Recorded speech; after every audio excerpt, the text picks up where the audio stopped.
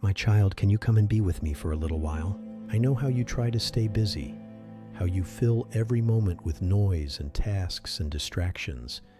It's a defense mechanism, isn't it? A way to keep the pain at bay, a way to avoid looking too closely at the things that hurt.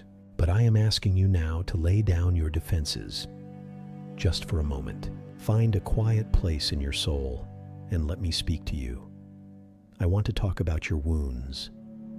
Yes, yours. The ones you hide so well. The ones you think no one sees. The ones you yourself try to forget, even as they ache with a persistent, heavy rhythm. You carry them like a soldier carries a shrapnel wound, a constant reminder of a battle you're not even sure you survived. You've been told to be strong, to have a stiff upper lip, to cover your scars with a smile. But that burden is heavy, my love. It is too heavy for you, and that is why I have come to you with this message, a truth I want you to burn into the very fabric of your being. I carry your wounds. You do not carry them alone. You never have. You never will. From the very first moment the world inflicted its first cut upon your tender heart, I was there, and I began to carry it for you. I know this might be hard to believe. You feel the pain so acutely. It feels like it belongs to you and you alone, but that is the great illusion. The pain is real, but the burden of carrying it was never meant to be solely yours. Let's unbandage them together here in the safety of my presence. Let's look at them without fear or shame. First, there are the visible wounds, the scars on your skin. Each one tells a story. A childhood accident, a surgery, a moment of carelessness.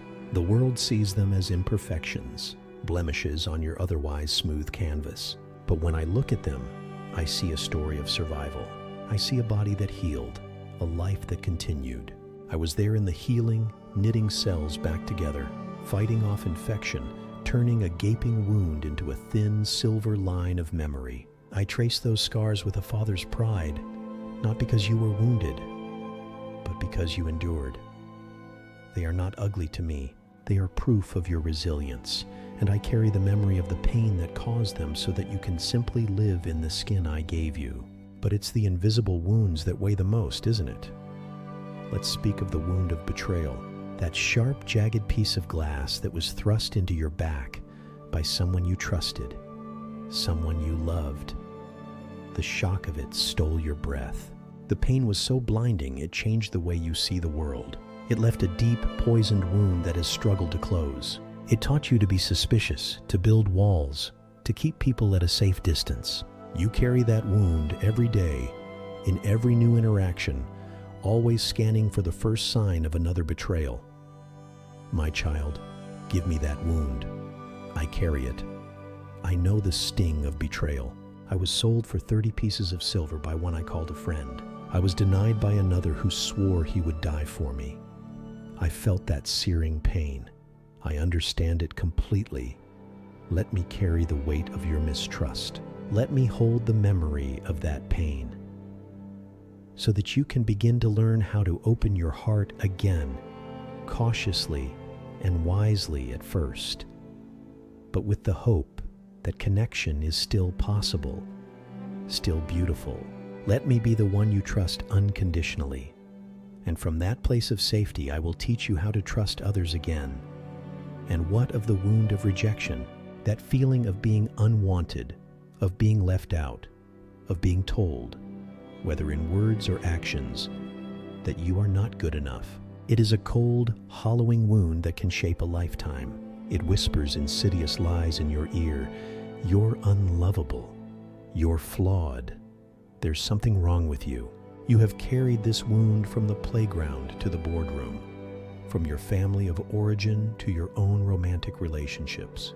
It has dictated your choices, fueled your insecurities, and forced you into a life of trying to earn the love and approval that should have been freely given. Oh, my beloved, listen to me. I carry that wound. I, the creator of the cosmos, was rejected by my own creation. I came to my own, and my own did not receive me. I know the profound ache of being turned away. But my response to that rejection was not to retreat, but to open my arms wider on a cross. I chose you before the foundation of the world. My love for you is not based on your performance, your appearance, or your acceptability to others.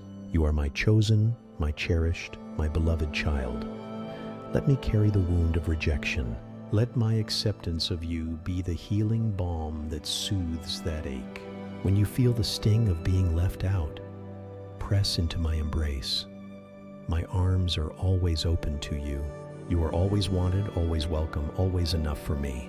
Let's speak of the deep cavernous wound of grief, the amputation of the soul that occurs when you lose someone you love.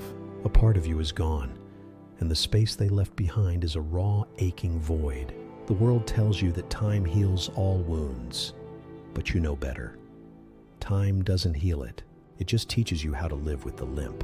You carry this wound in the quiet moments, in the anniversaries, in the sudden, unexpected waves of sorrow that can overwhelm you years later. My child, I carry your grief. I am called the man of sorrows, acquainted with grief. I wept at the tomb of my friend. I understand that love and grief are two sides of the same coin. I do not ask you to stop missing the one you lost. I ask you to let me sit with you in the missing. Let me share the burden of your sorrow. I am the God of all comfort, and my comfort is not a cheap platitude. It is my very presence, filling the empty spaces, holding you when you feel you will fall apart. I am the keeper of your loved one. They are safe with me, and I am the keeper of your heart. You are safe with me. I carry the weight of their absence, so you can carry the beauty of their memory. And then there is the slow, seeping wound of loneliness. Not just the loneliness of being physically alone, but the soul-deep loneliness of feeling unseen and unknown, even when you are in a crowded room. It is the wound of feeling that no one truly understands the real you, that if they did, they would turn away. You carry this wound in silence, a secret ache that isolates you further. You long for connection, for someone to know your heart, your fears, your dreams. My dear one, I carry that wound. I know you. I know you better than you know yourself. I know the number of hairs on your head. I know your thoughts before you think them. I know your dreams, even the ones you've been afraid to admit to yourself. You are fully seen, fully known, and fully loved by me at every moment of every day. You are never truly alone. When that wound of loneliness aches, I invite you to turn inward and speak to me. I am already there. Let my intimate knowledge of you be the antidote to your isolation. I carry the feeling of being unknown, so that you can rest in the peace of being completely understood by the one who matters most. There is also the wound of failure and shame, the memory of a mistake, a sin, a moment of weakness that you replay over and over in your mind. It brands you. You carry it as your identity. I am the one who failed. I am the one who messed up.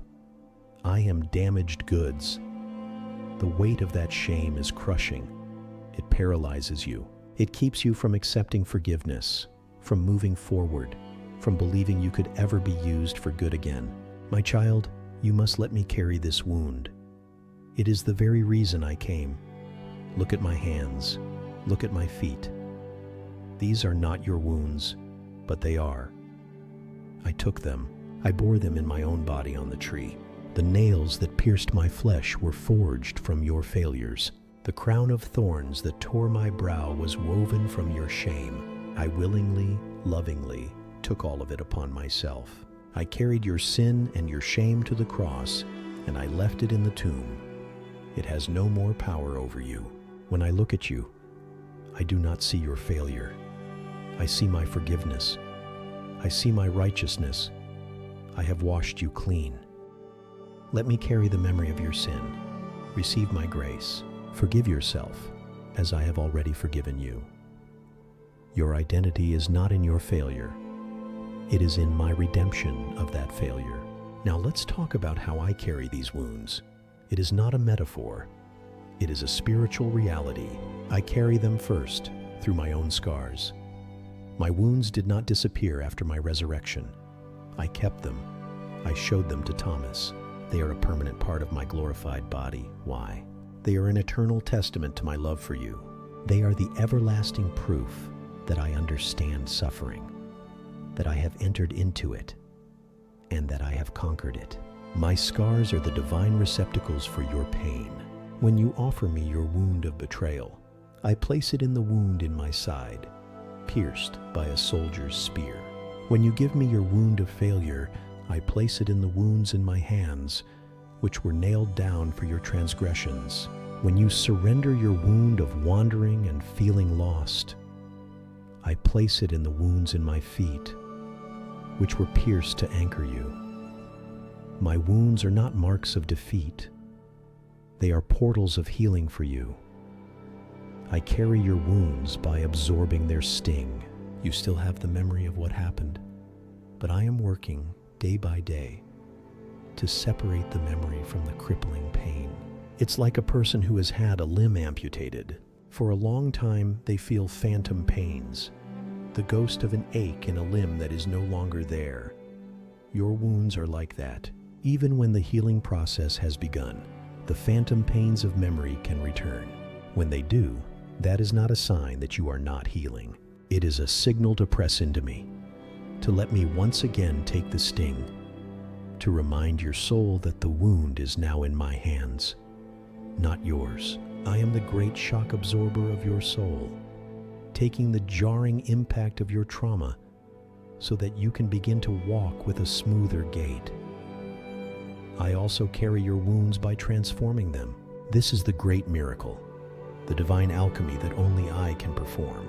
I do not just carry your wounds to remove them, I carry them to redeem them. I am taking the ugliest, most painful things that have ever happened to you, and I am turning them into the source of your greatest strength, your deepest compassion, and your most profound purpose.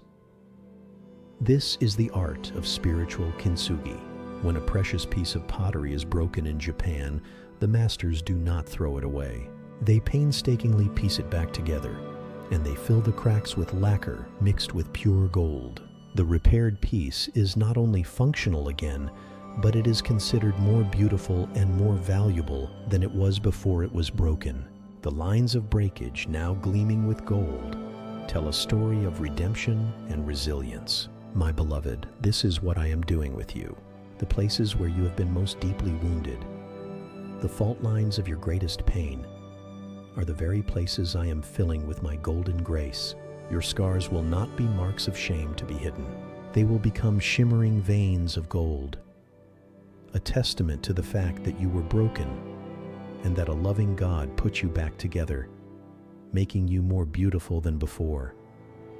And your gilded scars will become your ministry. Your wound qualifies you. The place of your deepest pain will become the place of your most effective service. You will be able to sit with another soul who is suffering from the same wound you once endured. And you will not offer them empty platitudes. You will offer them the powerful, healing presence of someone who understands. You will be able to look them in the eye and say, I have been there. I know this pain, and I can tell you with all certainty that there is a God who can carry this wound for you and turn it into something beautiful. Your wounds, once carried by me and transformed by my grace, become a source of healing for the world. What the enemy meant for your destruction, I will turn around for the redemption of many. So, what is your part in this sacred exchange? It is simple, but it is not easy. First, you must stop pretending. You must stop saying I'm fine when you are shattered. You must be honest with me and with yourself. You must have the courage to approach me and say, Here, Lord, this is where it hurts. This is the wound I have been hiding. It is ugly, and it is deep, and I cannot heal it myself. This vulnerability is an act of profound faith. It is you trusting me enough to show me your brokenness. Second, you must release the wound to me. You have been clutching it for so long. It has, in a strange way, become a part of your identity.